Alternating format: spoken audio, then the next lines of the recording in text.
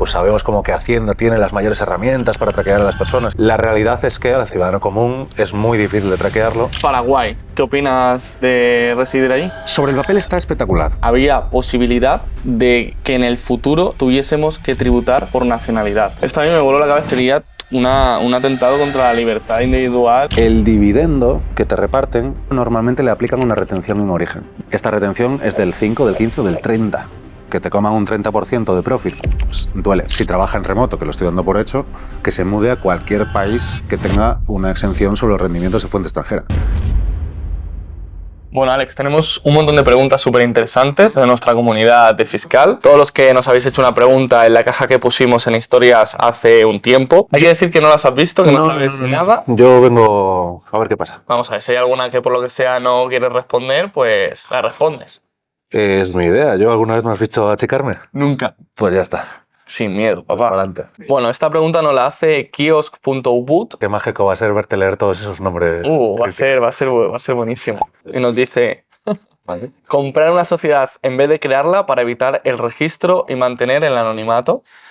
Bueno, sí, esto parte de una premisa que es cierta, y es que la compraventa de participaciones es un acto no inscribible en el registro mercantil. ¿Y qué quiere decir esto? Quiere decir esto que si tú tienes una SL en España y yo te la compro en contrato privado, eso no va a figurar en ningún sitio. A partir de ahora la empresa es mía, pero yo no figuro en ningún lugar. Hasta que se haga un cambio de administrador, un cambio de estatutos, de dirección social, de objeto social, eso no se registra en el registro mercantil y por tanto no se hace público. ¿Qué pasa? Que el banco quiere identificar al titular real de la empresa. Entonces, la respuesta corta es sí y la respuesta larga es sí durante 1 año, 2 años, 3 años. No da para mucho más. Y siempre y cuando respetemos la actividad a la que se dedicaba la empresa, porque si la queremos cambiar hay que registrar el cambio, mismo nombre, misma dirección y la cuenta bancaria, en cuanto el banco sepa que esa empresa ya no es del tío que la abrió inicialmente, pedirán los nuevos datos, aunque siga sin inscribirse. Tenemos otra por aquí de Uelo 6. Uy, pensé que era rima mala de esas. ¿Hacéis seguimiento completo para quien necesita declarar sus inversiones cripto fuera de España? Necesita declarar sus inversiones cripto fuera de España. ¿Dónde? Esa es la cuestión. Entonces, las criptos se pueden declarar a nivel empresarial o se pueden declarar a nivel personal. O sea, a nivel personal se declaran allí donde vives y si es a nivel empresarial, pues en la jurisdicción de la empresa. La forma de preguntarlo me lleva a pensar que lo que se está refiriendo es a dejarlas fuera del sistema. Pero entonces la palabra declarar ya no tiene sentido porque estaríamos hablando de algo gris, oscuro, cercano a negro. Vale. G.conse nos dice... ¿Te vas a reír con todos los nombres? No todos. Algunos sí, ¿no? ¿Cómo tu país de residencia fiscal, no España, traquea tu estancia? Viajo mucho por trabajo, 6-9 meses fuera. Bueno, aquí es cierto que hay un puntito asustaviejas en el cual pues sabemos como que Hacienda tiene las mayores herramientas para traquear a las personas y demás. ¿Qué sucede? Que esto suele pasar con individuos políticamente expuestos, con gente famosa, con casos ejemplarizantes tipo Shakira y demás. La realidad es que al ciudadano común es muy difícil de traquearlo y lo que hay que hacer es una demostración a posteriori. Es decir, oye, te estoy reclamando el año 2022, demuéstrame que no has vivido en España. Y aquí ya vamos de mejor prueba a peor prueba. Si viajamos fuera de la Unión Europea está muy claro porque tenemos sellos del pasaporte. Si viajamos dentro, pues habrá que demostrar con diferentes cosas, vuelos, estancias en hoteles, pagos con tarjeta, el roaming del móvil, parkings, multas, todo este tipo de cosas. Es una cosa como fluida en el sentido de que no hay una cosa concreta. Toda aquella prueba que sea fehaciente va a servir para que nosotros nos defendamos, porque es que a lo mejor esta persona está haciendo esta pregunta pensando que la presunción de inocencia existe. Y en la vía administrativa no existe. Eres tú quien le debe demostrar a Hacienda que has estado fuera. Pues ahí lo lleváis. Esta es interesante. Nos la hace Lucas Nasegui. ¿Es mal momento para emigrar a España? Soy de Argentina. Es un momento cojonudo para emigrar a España, aunque le pueda sorprender a la gente, porque el año pasado, en 2023, nos flexibilizaron la ley Beckham. Entonces, para aquellas personas que se puedan acoger a la ley Beckham, que lleven 5 años sin residir en España y que encajen en los requisitos profesionales. Para esa gente será muy interesante venir a España, eso sí, durante 6 años que dura. Después ya que huya, que a lo mejor puede volver a Argentina. Si Milei consigue levantar un poquillo el país, a lo mejor dentro de 6 años tiene la suerte de poder volver. Vale, David Moraleso74 nos dice: hola, voy a vender mi empresa. ¿Cómo puedo pagar lo mínimo de impuestos por el beneficio? Bueno, si vende la empresa directamente, como persona física, pongamos que le dan 2 millones. Y son 2 millones de beneficio. Pongamos que le dan 3 y que son 2 son de beneficio. Que no suele ser, ¿eh? Suele ser lo que cobras menos los 3.000 euros iniciales, porque muchas empresas han crecido a base de bootstrapping. Entonces, si la vende y le dan y tiene esos 2 millones de beneficio, va a pagar medio millón. Vale. Pero si en vez de venderlo la persona lo vende el holding de esa persona, en lugar de hasta un 28%, tributará un 1,25%. Wow. Eso sí, si la venta está ya ahí, sobre el horizonte, no le va a dar tiempo.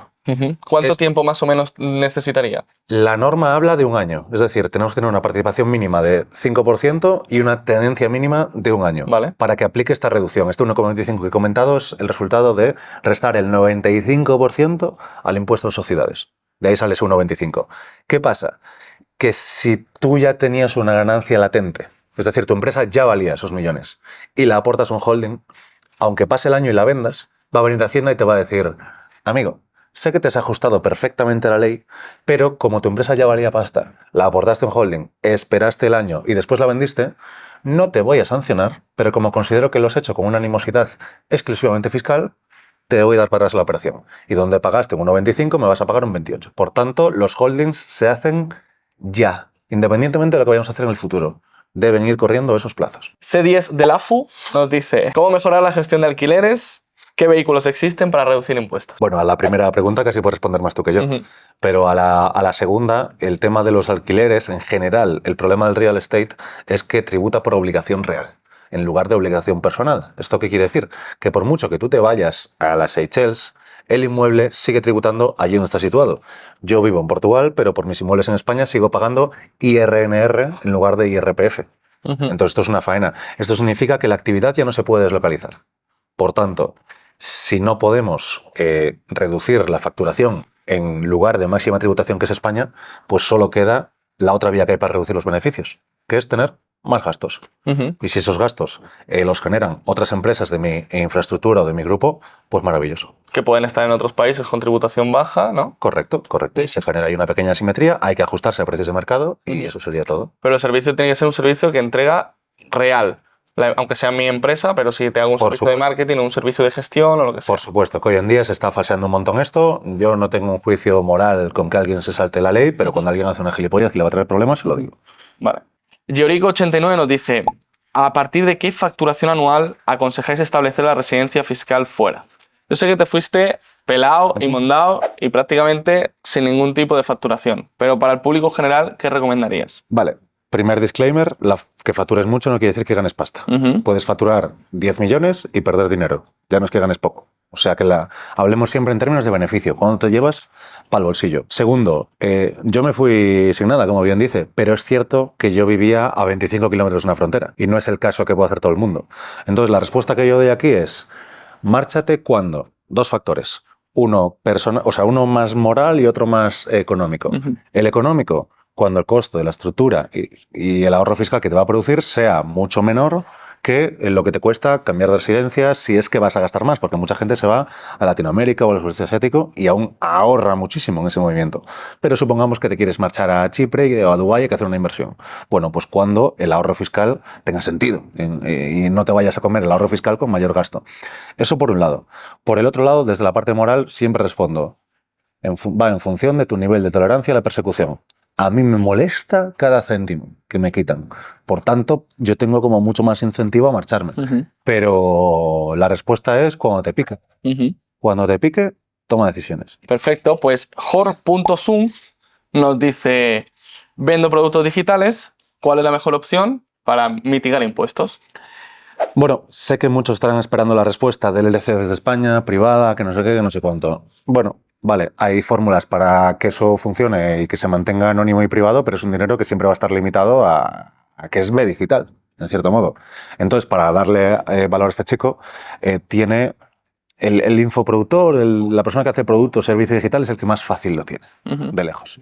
Te vas a un país de tributación territorial, un país non-dom, un país con un régimen que no te haga tributar por los rendimientos de fuente extranjera, operas una empresa que pague pocos o ningún impuesto y Santas Pascuas. El combo típico, pues LLC con un residente en Tailandia.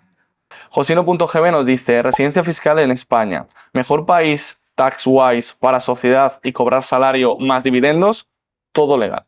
Ok. Todo legal para... O sea, tú puedes tener una empresa en el extranjero y eso es perfectamente legal. Lo que hay que tener cuidado es que esa empresa no deba tributar en España porque la dirección efectiva está en España. Esto se da cuando hay una mayoría de socios administradores en España y no hay ningún tipo de estructura en ese otro país. Entonces, si cumplimos uno de tres, no los tres, uno de tres, podremos operar esa empresa en el extranjero. Porque si no, responder la pregunta es facilísimo. Dubái, Panamá, o sea, cualquier empresa en cualquier país territorial, una LLC no le sirve porque no reparte dividendo. Pero digamos que Dubái o una empresa en un país territorial. Ya estaría, eso sería facilísimo de hacer. Y luego le facturas tu salario, lo tributas en España, cobras dividendos, los tributas en España, todo perfecto.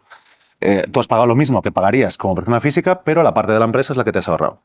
Dicho esto, uno de tres, para que esa empresa sea válida y no sea en realidad una SL, porque por mucho que tú crees una empresa en Estonia, Reino Unido, en Singapur, esa empresa es española muchas veces. Entonces, motivo económico válido. Una justificación no exclusivamente fiscal para estar en ese país. Pues, por ejemplo, porque tengo un mercado de exporto piedra y me sitúo allí donde está mi proveedor, la cantera. 2. Sustancia económica, o sea, oficinas, empleados. Lógico. Y luego hay una tercera vía, que no es la que contempla la ley, aunque se infiere y se deduce de ella, que es cuando evitamos que se nos pueda aplicar la dirección efectiva. Y esto se nos da cuando un socio tiene un 50, otro socio tiene otro 50, o tercio, me da igual. Lo importante es que no haya una mayoría concentrada en un país, que empatemos. Vale. Y si empatamos, no se puede nacionalizar en ningún país, por tanto, se respeta la jurisdicción original. Pues, Luismi Alonso. Chico, no me enfoca la cámara, aprovecho para ponerte caras. Joder con los nombrecitos, chavales. Es que... Sabía que iba a pasar. Manda huevos. Te mandamos un saludito de aquí y tu pregunta: tengo una empresa de reformas, si me voy fuera, ¿puedo tener beneficios fiscales? A ver, esta se responde exactamente igual que la de los alquileres. Real estate, tributa allí donde esté, ahí no queda mucho más que hacer, más que generarnos gastos como buenamente podamos. Si es cierto que cuando vivimos fuera, nosotros le podemos facturar nuestro salario a nuestra empresa. Y si nosotros, en sede de donde vivimos, no tributa, pues cada 10K que le facturemos a nuestra empresa, la empresa se ahorra 2.500 y no nos suma nada a nosotros. Ojo, si el trabajo lo realizamos desde el país. En el momento en el que para apoyar la reforma vamos ahí a fochanquear y a echar un cable, en ese caso, eso tributaría por IRNR en España. Vale. Pero si no, es fácil erosionar el beneficio de esa manera. Qué bien hablas, ¿eh? Como Sin encanto. escuchar una poesía. Mike Pes 92 dice: doy servicios como autónomo a empresa extranjera con negocio internacional. No formula pregunta, así que supongo que querrá saber si puede acogerse a algún régimen fiscal o... Hombre, desde España no le queda más remedio que apoquinar. El autónomo es la peor forma jurídica imaginable, en la que menos puedes deducir, en la que más vas a tributar. Ahora bien, si trabaja para una empresa extranjera, no creo que sea una empresa en un lugar de los que fiscalmente son más interesantes. Normalmente trabajamos para Estados Unidos, para Reino Unido, Alemania, para Suecia, para Suiza, para donde sea. Entonces lo tiene tan sencillo como, si trabaja en remoto, que lo estoy dando por hecho, que se mude a cualquier país que tenga una exención sobre los rendimientos de fuente extranjera. Idealmente uno territorial. Mira, esta me parece muy interesante, nos la hace Jervin y dice: mejor setup fiscal para un nómada digital español que no pasa más de 183 días en España, pero que tiene 2 propiedades, una la alquila y genera renta, y la otra es donde vive. Todos los clientes que tiene son de fuera de España. No me encanta porque España te puede hacer residente por muchos motivos. Por estancia, por el centro de intereses económicos, centro de intereses vitales, una vivienda a disposición. Hay diferentes criterios. ¿Qué pasa? Que dice ese chico: bueno, yo no paso más de 183 días en España. Es una chica, pero bueno, está bien. Esto lo suelen decir y luego en consultoría no siempre es tan así. Pero bueno, dándolo por sentado, el problema que hay aquí es que si no tenemos un escudo fiscal, si no tenemos ese escudo fiscal, es el certificado fiscal que nos va a emitir otro país. ¿Qué pasa? Que en ese otro país también deberemos tener una casa. ¿Por qué? Porque España de seguro nos va a querer hacer residentes. A mí España me puede querer hacer residente, no pasa nada. Cuando 2 países te quieren hacer residente, debes acudir al convenio de la imposición entre ambos. Casi siempre está en el artículo 4.2 o punto 3. Siempre está ahí, por si queréis ir a tiro fijo. Entonces, lo que dicen ahí, lo que se establecen ahí son las reglas de desempate. En el caso de que 2 países te quieran hacer residente, el criterio de desempate será este. Y de lo que hablan es de vivienda permanente a disposición. Y este tío, esta chica, tendrá una vivienda permanente a disposición en España. Por tanto, pasas al siguiente nivel. Centro de intereses económicos y vitales. no los va a tener seguramente en el país al que se ha ido. Por tanto, aquí podría ganar España y podría acabar España queriéndonos hacer residentes. Entonces es importante, me refiero, si pasa menos de 180 días en España porque está instalada en otro país, vale. Pero si pasa menos de 6 meses en España, pero baila por otros países, su única vivienda permanente a disposición está en España y, por tanto, aunque pase menos de ese tiempo, va a perder en un conflicto de residencia. Aunque esa vivienda sea suya en propiedad, pero la tenga alquilada a una tercera persona. Una está alquilada, otra no. La que no es la que le jode. Nos pregunta Josku por Paraguay, que por cierto lo estoy empezando a escuchar también bastante. Sí, la verdad, sí. ¿Qué opinas de residir allí? A ver, sobre el papel está espectacular. Vale. Las conclusiones que está sacando la gente al respecto, no tanto. Ok. ¿Vale? Entonces, ¿por qué es espectacular? Bueno, tiene una tributación del 10% sobre rendimientos locales, del 0% sobre rendimientos extranjeros. Maravilloso. Vale. Ya solo eso ya es muy interesante, pero hay muchos más países que dan esto. ¿Qué pasa? Que Paraguay tiene mucha fama de no traquearte la residencia y que el permiso de residencia prácticamente es un regalo, es un país bastante corrupto en el que se arregla todo con 50 pavos, pero la misconception o la interpretación errónea que mucha gente toma es que ve todo sin zoom out, sin perspectiva. Entonces ven que Paraguay te hace residente solo por tener una vivienda, que por cierto, Portugal o Dubái actúan igual, esto no es nada descabellado. Sin embargo, se les olvida que por mucho que Paraguay les haga residentes, tienen que tener en cuenta que puede haber otros países que le hagan residentes. Sobre todo donde pasen más de 183 días, ¿no? Sí, pero es que pasando menos, si no tienes una vivienda en Paraguay y por mucho que tengas una alquilada todo el año, si has pasado menos de un mes en Paraguay, porque es lo que estoy viendo, no la van a considerar vivienda permanente. Entonces se lo van a echar abajo y ganará el país del otro conflicto. Entonces es buena opción, pero no permite forzar la máquina, más de lo que corresponde. Porque además lo que suelo ver es que la gente se va para allá, se hace residente allí y luego vive donde le da la gana el resto del año encima en un solo sitio. Correcto, correcto. Entonces eso es lo que no es solvente. Pero una residencia en Paraguay está maravillosamente si te mueves por el resto del mundo y no, pues eso, no fuerzas la máquina, no tiendas a la suerte. Buenísimo. Por cierto, familia, hacemos un inciso para recordaros que en el link de la descripción tenéis un vídeo que hemos preparado explicándoos más en profundidad y más la parte técnica para poder mitigar impuestos, incluso reducirlos hasta el 0%. Lo tenéis también en el comentario fijado, podéis hacer clic y además reservar una asesoría totalmente gratuita con nuestro equipo para conocer más en profundidad vuestro caso y vuestro negocio. Mira, nos hablan aquí de UK. Bueno, pues Sergio Guadón nos dice: si estoy en el régimen de impatriados y vendo acciones en UK, ¿pago impuestos allí? Entendiendo por el régimen de impatriados que vive en España con la ley Beckham, suponiendo eso, la ley Beckham, para que lo sepan los demás, tiene ciertos rendimientos de fuente extranjera exentos, concretamente los pasivos, los que no derivan de nuestro trabajo. Entonces, una venta de acciones, así a priori, claro que estaría... O sea, las acciones tributan por obligación personal, es decir, donde vive el socio, o el dueño de esas acciones, vive en España, tiene la ley Beckham, esa ganancia patrimonial por bien al extranjero, 0%. Otra cosa, por darle un poco más de chicha al asunto, es cuando tenemos acciones que reparten dividendo. Vale. Por ejemplo, típico, pues acciones de Amazon o de lo que sea. Ahí, aunque la ganancia patrimonial no tribute, el dividendo que te reparten tampoco tributa, pero normalmente le aplican una retención en origen. Eso acaba siendo tributación efectiva y hay que tenerlo en cuenta igual. Especialmente con el Reino Unido no tanto, pero con Estados Unidos esta retención es del 5, del 15 o del 30. Y claro, que te coman un 30% de profit cuando tienes ley Beckham, teóricamente, un régimen para tributar un 0%, pues duele. Entonces, la parte de las retenciones en origen siempre se olvida a los asesores y hay que cuidarlas bien. Anda, mira, estoy yo aquí, que hice una pregunta también. Te la voy a hacer porque eso significa que quería recordarla. Hace poco te escuché decir que había posibilidad de que en el futuro tuviésemos que tributar por nacionalidad, como hace Estados Unidos. Esto a mí me voló la cabeza, además se me quedó grabado y dije, pero ¿cómo va a ser eso? O sea, eso significa que aunque yo ahora me quiera ir a residir a cualquier otro país, voy a pagar en España. O sea, voy a tributar según España me dice, o en los dos. O sea, no sé el futuro, no tengo una bola de cristal. Lo que te puedo decir es cómo funciona para los estadounidenses. Vale. Un estadounidense o un poseedor de la Green Card, que no solo es con una nacionalidad, con la residencia permanente también afecta. Entonces, tú te vas de Estados Unidos. Vamos a poner el caso más claro imaginable. Resides 0 días en 2024 en Estados Unidos, pero eres yankee, eres americano.